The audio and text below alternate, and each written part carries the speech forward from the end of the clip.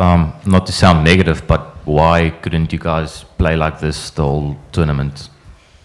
Yeah, well, I think chasing 200 is obviously a little bit easier than chasing 330.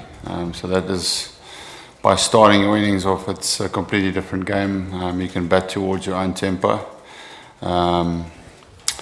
Yeah, Dwayne bowled well today.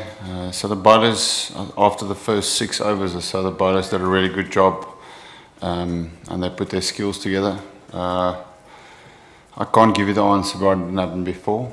Just today was probably, Dwayne didn't play the previous games. Just maybe under English conditions, he worked really well today. And our plan was, especially on this wicket, the slower the bowler, the harder it is to face. So it worked out perfectly that he was the guy that was going to be successful. And then with the bat, I've been saying it a lot, the guys have been batting well, but only for short periods. And the basics of batting, once again, if you get in someone to bat through the innings, then it becomes easier. So it's just probably doing the basics better today than we've done in the tournament. Hi, Faf, as a player, how do you see that, at a time when you are striking form, both you and Hashim, does it somewhere down the line, do you feel that it would have been good had this come on earlier in the tournament, like to repeat his... Yeah. No, I've personally felt like I've batted really well throughout the tournament. I've been getting starts, been feeling good. I just haven't been able to convert it into big scores. But I suppose there's always that fine balance when you are chasing big scores, that you have to go through times of risks and times of just playing the pace of the innings. Today, the pace of the innings was dictated by the batters, but when you're chasing a much higher score, then the risk of your game goes up quite a bit. And therefore, I've made quite a bit of mistakes trying to take on the game, trying to get to that run rate that we needed. As I said, for me, it's the basics of getting a partnership together. Once you've got that partnership, then everything becomes so much easier. Then batting becomes in your own terms out there, and we haven't had enough of that. Hash has also got 1 or 2 starts, but hasn't been consistent enough at all to put us into good positions from a start of the innings point of view. Obviously the win and the way you guys played will put a smile on your face, but you guys seem to really enjoy yourselves. I think Imran came and gave you a cuddle when you were on the field. There seems to be a couple of jokes going about. Chris was doing some push-ups. What's the vibe in the camp like, and leading up to this game? What's it been like? Oh, that's the first time I've seen Murray doing push-ups. No, it's been really good throughout the tournament. I find that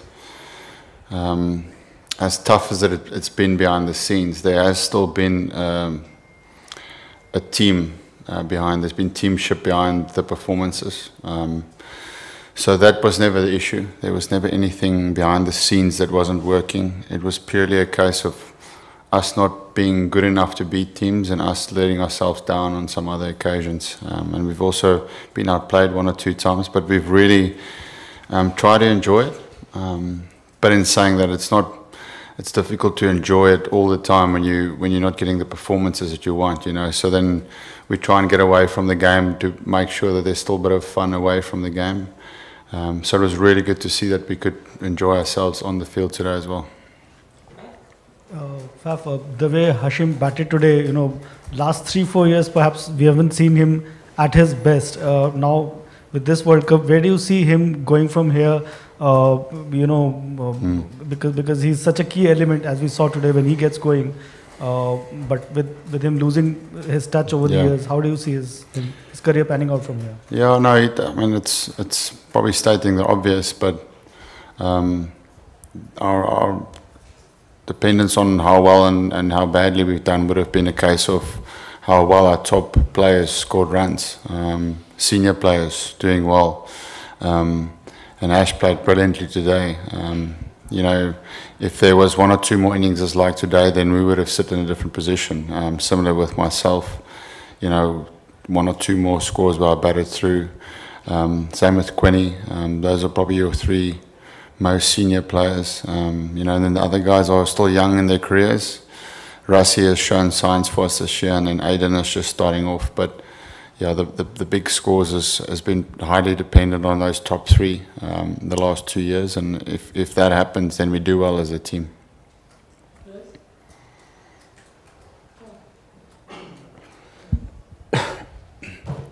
Sorry, Faf, just to follow on that, I mean, I think the question about Hashim is, do you think he'll continue from here, or, I mean, have you got any signs of what his plans are? He said he wants to keep going. So, you know, I think, you know, you leave it to a great player to make the decision himself. That's how I see certainly great players almost planning the exit. So, you know, if Ash is doing well and he still wants to play, then he'll keep playing. Obviously, performances would be important for him to make sure that as any of us in the team, that if you're not consistent putting the runs on the board and someone else is pushing out the team, then you're competing with someone else. So, yeah, you know, it's probably still too early to tell. You know, there will be a sitting down, I'm sure, after this World Cup where whoever decides what's the way forward, you know, and that discussion will happen then. Just a little bit off cricket for a sec.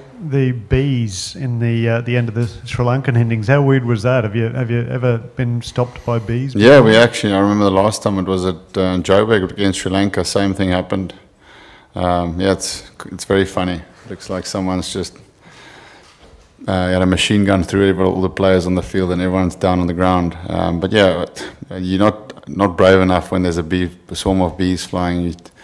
I think I'm brave, but not that brave. Faf, I think it's fair to say that today was the first time that you put together a good bowling performance and a batting performance in the same game. Can you say at this point if that's because the pressure of reaching the semis is off, or did you just happen to get it right? I can't say. I mean, it looks, if you look at the facts, it looks like that.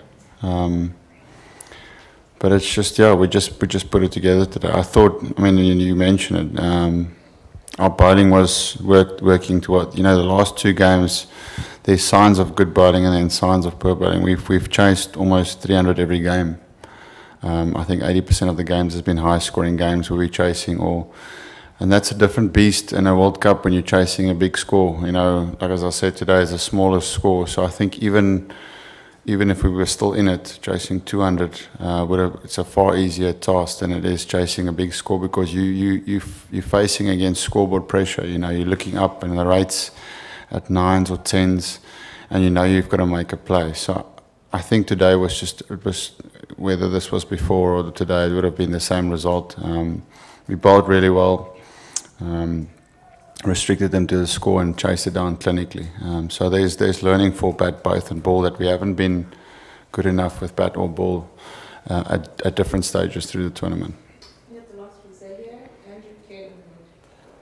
Faf, just in the greater scheme of the World Cup, is this victory a hollow one, or is it a one that the relief after everything that's gone before? It still feels hollow. You know, it's great winning, obviously, but it's very, very bittersweet, because you know that you know, we've let a lot of people down, and that was never the plan. You know, so we will enjoy in the change room. We'll get together and we'll enjoy the performance. But I think when you go back, there will still be that hollow feeling of stuff that could have been in this tournament. But you know, there's this crazy thing about this World Cup. It's been a remarkable tournament where different teams on the day comes and just beat anyone, and it just shows you that if you're not on top of your game in international cricket, the margins are so small. And we'll look back now, and we'll look back at this tournament as being very disappointing. But there's been a lot of games where the margins were so small.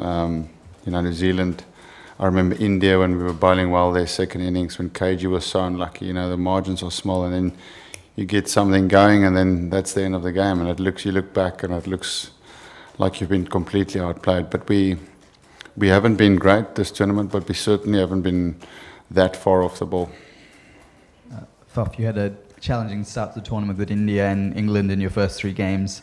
Sri Lanka and attack you've done really well against over the past years. There's sort of a niggling feeling that if matches had been different, if sequences had been different, things might have panned out a little bit differently for your batting order? No, definitely. I think, I think it's crucial, especially for a team like us, in tournaments like these, that you need to start well. If you start well, your confidence in your team will grow, and then from there anything is possible. But to start the way we did, I mean, obviously you come here already with the expectation of needing to do well, and then you go 0 from 3, and that expectation becomes a weight on your shoulders that is, you know, it's a heavy burden to carry. But that's the sport we play. We accept that and we acknowledge that we put ourselves in that position. But no, definitely, if you can have a draft where you can, not necessarily the smaller teams, but just it's the way you start. I think that you get confidence from that. And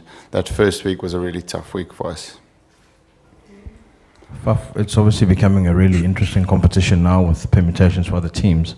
How frustrating has it been to watch it from the sidelines now that you're out of contention?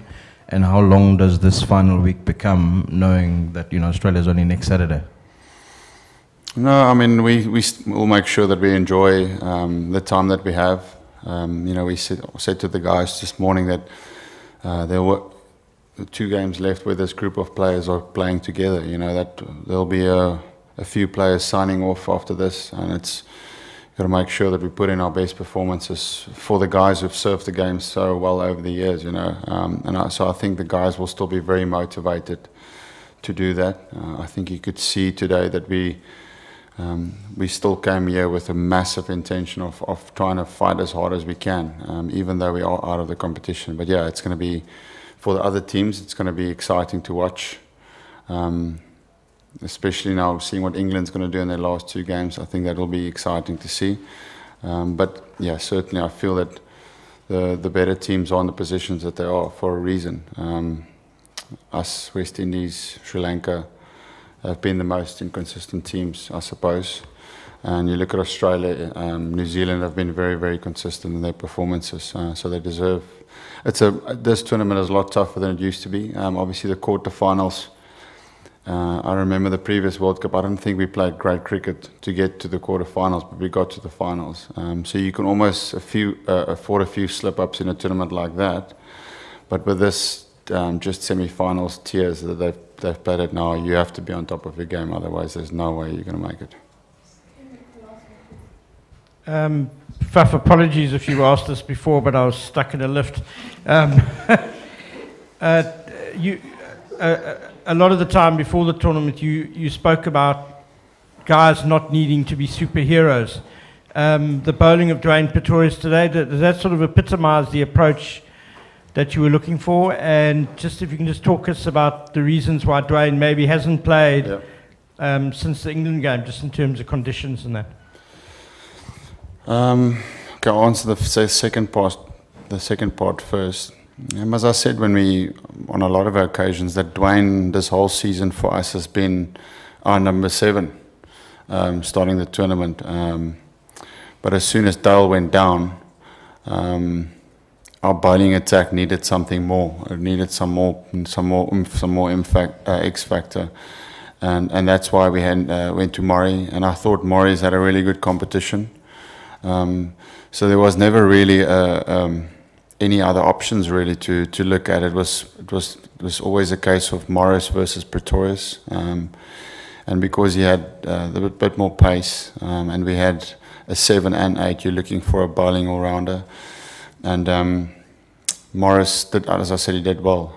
So after the previous game, just felt that Lungi's fitness was, as I said after the post-match, that the amount of cricket that he's played, just feel like he's just a little bit under pace-wise where he needs to be, and therefore for this game and the conditions that we're playing at, that we weren't necessarily looking at pace on this wicket. We were looking for someone that was accurate, but that's what we've been looking for from all our bows in all conditions. The more accurate you can be, the more effective you are, and probably Morris and Tahir and Andy at most of the stages has been the only guys that's been really consistently landing the ball in good areas, and that's why they've been the most consistent.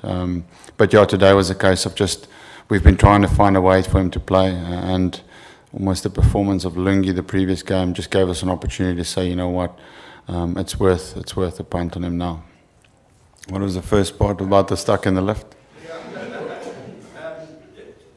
said a lot before the tournament about the players not needing to be superheroes. Yeah, okay. That's exactly what it is. It's about doing your job and the basics extremely well, and that's not needing to bowl at 160 Ks or swinging the ball both ways consistently. It's literally just running and doing the basics of your job as well as you can, and that's what he did today. There was nothing much about his bowling. He just ran in and bowled a good line and length. But yeah, even Dwayne is a good example, but also with the bat. We said that we want players to play more freely, and now you see that comes with building a partnership. I've said a lot about the style of play that we want to play, but in order to get there, you need to put the foundation first. And then today was an example of that, getting a partnership going, and then there was an opportunity for myself to say, right, it's time to put the foot on the gas.